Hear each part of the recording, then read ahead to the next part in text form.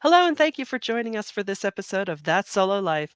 The oh, God, can we start again? What is wrong with Can we me? save these for bloopers? Okay. Seriously, or should I just go? Thank you for joining us for another episode of That Solo Life, the podcast for PR pros and marketers who work for themselves. People like my wonderful co-host Karen Swim of Solo PR Pro and me, Michelle Kane with Voice Matters. And today, we always love when we have a guest. Today, we are joined by Kahshanna Evans. Kahshanna brings her passion for community building through communication strategy, corporate social responsibility, and uniting people through stories to her many roles, including senior strategist at Kissing Lions Public Relations, as a trauma informed resilient communities consultant, and as an advisory council member for the New York State Trauma Informed Network and Resources Center. Kahshanna has been a leading strategic thinker in various industries, including wellness, communications, nonprofit, and professional services, and it is her work in trauma informed communications management that brings her here today. Welcome, Kahshanna. So nice to see you and hear from you. Welcome. Oh my gosh, Yes. that intro is going to be my new ringtone. Awesome. I Hey, love it. Usually my happy to cut normal us. thing. This is my intro. You Happy to do a are special cut. you are fierce in such a You are. force, in such a positive and uplifting way. And every time I read about the things that you're doing, I'm a little fatigued, but so inspired to just keep pushing to make an impact. So we're so delighted to have you here with us today. We are. So We are excited to be here. thrilled. We are thrilled. So tell us a little bit about how you arrived at working in, the trauma management space. Yes. Trauma So informed management, rather, forgive me. yes, it is. The spaces intersect. So I almost feel Mhm. like there's no wrong way to frame it. So I got my start. I kind of started out in fashion, film, television, and the entertainment industry after a very kind of turbulent start during my early years. And it took me in lots of different directions, but really made me look in the mirror with, what is this baggage and luggage I'm dragging around? So after I got a little burnout, I studied transformational well being, including things like shamanism, Reiki, voice dialogue. And I finally had a light bulb moment when I took a program, I want to say a two-level program that was trauma informed outreach through the Connection Coalition. And this light bulb stayed on. So it was a really wonderful entry into learning about trauma informed awareness eventually and trauma informed practices, which can really support us in various ways. So I'm really looking forward to chomping into the day's chat. I love it. Well, Excellent. Kashana, you've been such an advocate and you've centered your work in the trauma space. So tell us a little bit more about the communications aspect of, talk about trauma informed communications and tell us about the role that it really plays in, because sometimes maybe we think of it as being relegated to a certain sector of an organization or to certain people. So tell us about your belief in, why this is important. Absolutely. And I do want to help paint a picture for the audience here. So I got this sort of dream role, right? Once that light bulb went on, I became the director of creating resilient communities at a nonprofit called Paces Connection. And this, although that was not a role in communications, I took that role while I still was an indie consultant. And the light bulb, again, it just stayed on and it got brighter and it expanded.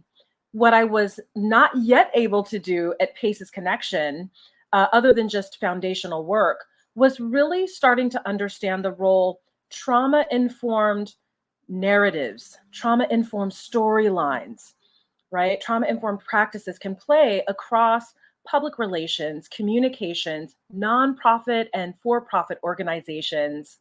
Um, it really kind of embodies historical and generational trauma and introduces resilience building practices that are from the inside out, right? Deeply focused on things like repair, acknowledging historically targeted and harmed communities, and really anyone who could benefit from learning about the short and long-term impact. Well, in particular, the short and long-term negative health outcomes from toxic stress and adversity. That's why that light bulb stayed on, because this can be applied to every sector, every area of our lives. And I just never got unexcited about it. That's incredible. And just, thinking about the crisis comms work we may or may not do, how this could be such an incredibly vital part of that. Yeah. Mm. Y- I saw this really interesting insight from, there was an article in the Journal of International Crisis and Risk Communication Research in 2021, and we'll share the link in the show notes.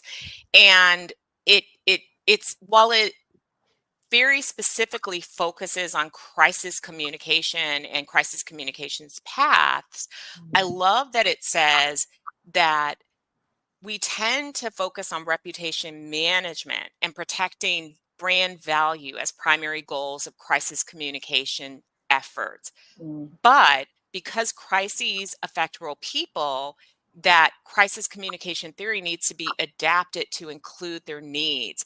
And to ensure that those needs are met, it means that there should be an integration of business ethics and psychosocial mechanisms in the field of crisis communication. So it's talking about this victims as stakeholders. And, to me, I know sometimes we shy away from that word victim, but what that says to me, it's much how we preach person first language when referring to different abilities with people.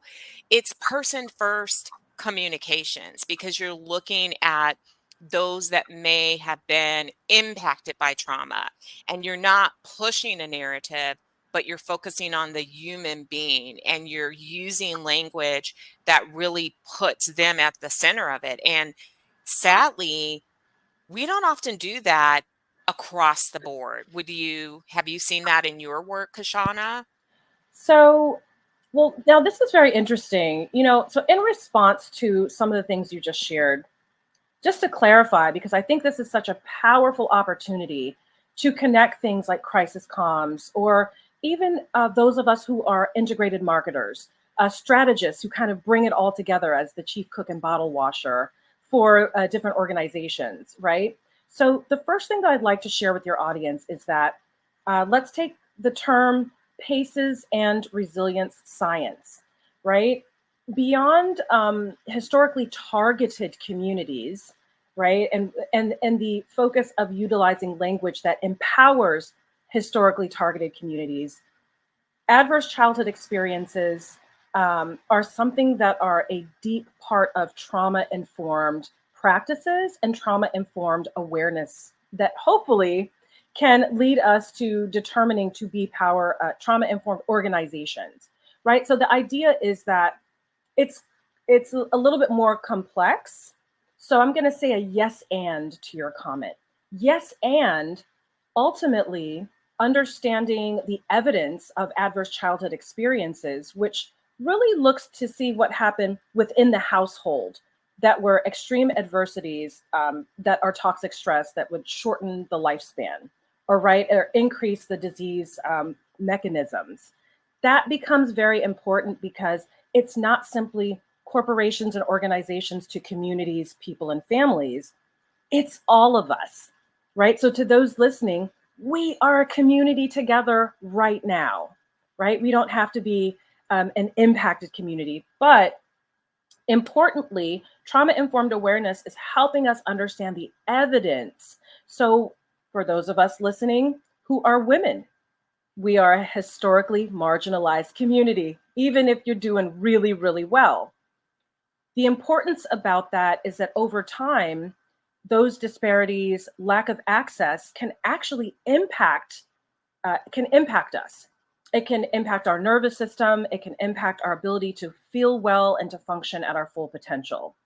Of course, in extreme circumstances, for those that have intersectional issues, I'm Black, I'm a woman, I'm LGBTQIA, I'm not able-bodied, right? So with if someone has all of those things, trauma-informed awareness is seeking to ensure that it completely embodies that understanding and has that focus on repair, restoration, and resilience building. So you're absolutely right, Karen. What we can do through crisis comms, through communication strategy, um, is incredible. How we can contribute, apply this concept to corporate social responsibility instead of sword fighting over acronyms like DEIB because it's an election season, right? We want to kind of just retire that out. This is so much bigger than just one sector, just the United States. And trauma-informed awareness, at Pace's Connection, this is referred to as Paces and Resilience Science. I didn't make the phrase up, but I do want to introduce that language to your audience because we will be giving some links and helpful info. I think the beauty of this, though, is to really understand that imagine a world where your journalists and writers are trauma informed. So it's not just that black guy was the boogeyman and he's such a bad guy and when will they get it together, right? I'm paraphrasing here, but these were kind of Yes. how people felt about the narratives when I was growing up in the 70s and 80s. What if those narratives were trauma informed to say, well, this happened, a person of African descent, um, you're phrasing people in a way that humanizes them. And you're also saying, hey, robberies have increased, but this is a disproportionately impacted community. So to still have the focus on the true and accurate news and reporting and how that might impact communications professionals who adapt the same practices, how that may in turn impact communities we serve. And while all that ecosystem is potentially expanding, how that may empower us to move forward with the shared language of PACEs and resilient science so that we can actually resolve and change policies. So we don't have to, one person by one person, speak out against adversities and atrocities that are impacting folks that have really contributed to not only the globe, but specifically also to the United States. Black communities, Black African American, First Nations, and Indigenous. Also, women as a huge subculture here, which aren't even paid equally. That's why we're solos. That's why a lot of us are solos, because statistically we can be more happy, etc. So I know that was a mouthful. I'm going to pause there. No, but it's so true, and within our current environment, how can professional communicators protect against this politicization of trauma? You know? Absolutely. And I really like that. I like that angle, Michelle, because I really feel that that's the opportunity. In conventional business, I think we are, conventional business practices, we are encouraged to silo and mimic patriarchal structures, capitalistic structures that mean that we are almost decentering our intuition, our instincts, and our humanity. And ultimately, to what avail? We should be able to expand what is working, to permanently retire what is not working, in order to not only transform the industry as we know it. Solos have a lot of knowledge, a lot of power. Imagine if we were working in unison in a movement, utilizing shared language. Imagine the mountains we can move. And when that's what the cool kids are doing, because that's what communications professionals and strategists are, things that other people don't know.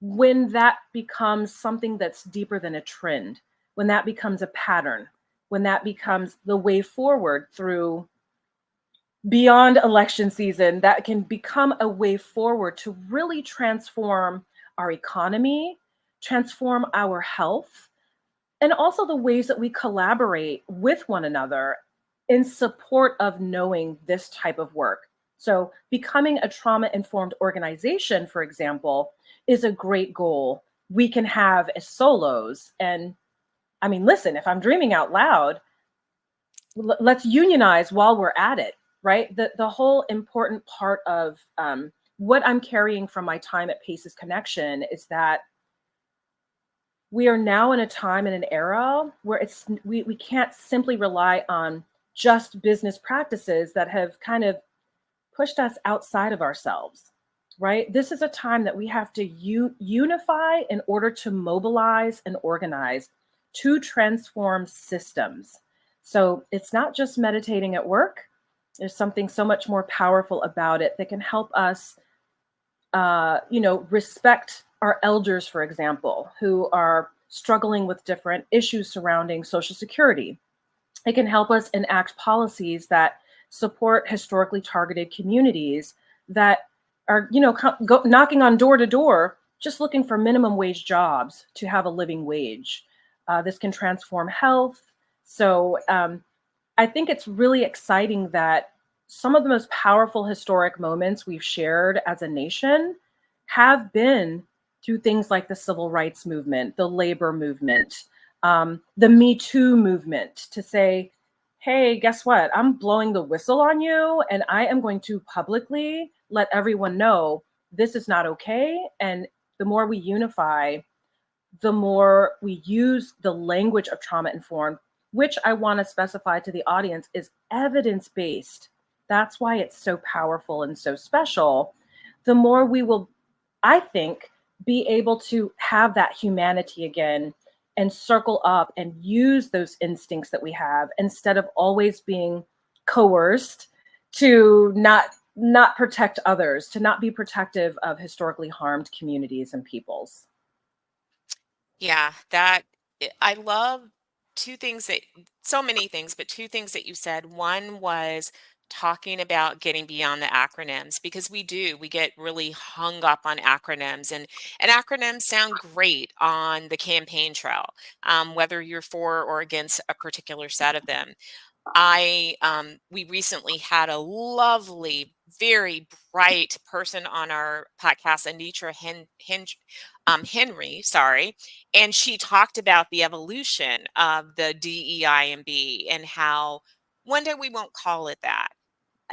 But I love how that intersects as a subset, but the bigger picture could be on exactly what you're talking about with the paces and this different approach that's more encompassing and it goes beyond just DEI and B, but it really seems to encompass the whole organization. So I love that. Um, you've been so passionate and you talk a lot about community and you've been so instrumental in building those communities. And I know that you've developed this community building communication strategy. Would you walk us through that so that we can learn from you and adopt this into our own practices? Yes, please. So I'm really excited about this. So this community building through communications framework, I currently have in development. It is in its infancy, but it really brings together things like the evidence of trauma-informed awareness and the practice of utilizing the evidence for policies we create in organizations, practices that we utilize when we are representing others, when we are collaborating organization to organization or organization to, a journalistic organization. And also, it holds a piece of media literacy, literally bringing communities together rather than just marketing to us, right? So I can speak to you all today now as a solo myself, but I'm also marketed to routinely and constantly.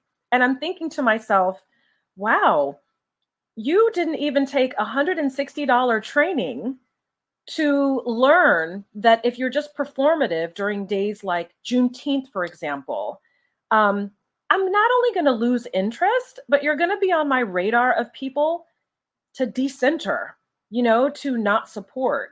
So I think that this framework plays that type of a role. But I think more importantly, because oftentimes I think as professionals, we're not always thinking of ourselves as a community. And I think the important thing is many communications professionals now are not only solos because, there's, you can have a better lifestyle for yourself, more time for loved ones and family, or to take care of loved ones who can no longer take care of themselves. A lot of us are from historically harmed communities, right? And I don't consider myself a victim. I don't utilize that word to describe myself. It can be a little bit of um, I think that it can kind of represent a division between people and sort of make a savior a little bit more bold and then the victim like a little bit more low, just to kind of exaggerate the relationship. And I think what's really precious is that historically harmed and marginalized people are doing really well often with bringing the economy up. We have our own businesses. There's a lot of amazing statistics about how women are, the next leaders in, being solos or being independent contractors. But the idea here is that even among ourselves, with no need for a label, oh, you did the trauma thing, or that's you, beyond the blame, right? Beyond the label, it is a deep acknowledgement of the evidence of what is happening in the system that we are a part of and that we are bound to. So things like, when I first kind of became a solo, I was super nervous. And I was in these like new communities and I'm like, okay, I'm going to ask really goofy questions. And I was kind of just terrified, but I was also equally excited. And there's something that happened to me a few different times in a few different ways. And I'm absolutely sure I was completely goofy, didn't really have a mentor till I, thankfully, discovered solos, and then I was experiencing relief, and, I'd already learned a lot from my mistakes by then. But we even have this attitude sometimes among one another that is exclusive. It's the meanies. It's dominant caste supremacy culture asserting itself as being protective of an industry it loves. But in actuality, if you have had the privilege and the benefit of the way that you appear to dominant caste supremacy culture, which means pretty privilege, or you look or appear to be of European descent, or have that type of favor, you have grown up with parents. Maybe you grew up not getting beat up like I did. You make a very hostile space when you're like, oh gosh, that person's so terrible. Look at how trashy they are. They're bringing the industry down. And I just think there's a better way. So while, hey, feedback is feedback, right? You can always find the neutral in it and try to pull some wisdom out. There really is a special opportunity. If we can do it as an industry and become a trauma-informed industry, we can change and transform the United States and the globe. That's how powerful communications is. And media just as powerful, right? I know they're like sort of identical twins there. Media is just as powerful given the amount of foreign powers routinely purchasing our major media platforms. As other major media platforms that are owned by the US are collapsing, it's very important that we step out of concern about labels and get very clear about our civil liberties and our human rights that are on the line as we speak, no matter how comfortable we are. We must understand the impact of atrocities, including things like genocide. There's no sidestepping it. There's no sidestepping 500 years of extremely cruel chattel slavery and then not delivering reparations. It's things like this, shaming people who are full-bodied, constantly pecking at them and selling, products in insensitive ways instead of addressing a lot of dysregulation of our nervous system does create increases and influxes and changes in our body weight. So beyond, kind of those, little spats that, maybe I was at the brunt of or I felt overwhelmed by at some point, that's also really motivating what I'm doing right now. We need frameworks to really understand the full capacity. But we have to want it, and we have to want it in unison, and we have to agree that this is not about sanitization. This Yeah. if you're having policies, so right, crisis comms, and there's always somebody in Black Twitter who's a perfect case study for crisis comms. I'm like, well, you crying now. Where's your trauma informed programming? You still haven't done it. You Yeah. still haven't. And I get it. The larger the products are, we scale it. But even, I've partnered on a scalable product to educate on trauma informed awareness. But folks have to understand what it is and the ways that it can directly benefit things like corporate social responsibility. Now, that's an acronym. It's not going anywhere anytime soon because it directly relates to how we are able to scale companies, including those things that are corrective measures, right? So, Karen, to your point about crisis comms, I know there's an intense set of things that deep crisis communications professionals have to really focus on. But imagine if part of that was, hey, we can't fix this thing in the way that you hope. We can do these 3 things off of your list of 12, but you're going to have to do these 3 things within this time frame and educate yourselves, your leaders, as a part of the repair.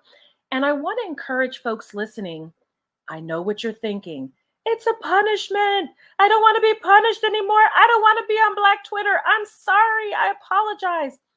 Apologies are not nearly as impactful as putting equity into practice and evangelizing that practice, right? So we can seem sorry and actually authentically be sorry, but unless we are action oriented, utilizing things like helpful frameworks, learning the importance of, as a kid, we would say, don't be a jerk, right? But as adults, we say, hey, you've been insensitive to several communities that of employees that work for you. That's why you're on those social media streets getting exposed. So the way to solve that is to understand the role historical and generational harm has played in the system we're in, and also to the communities that we market to.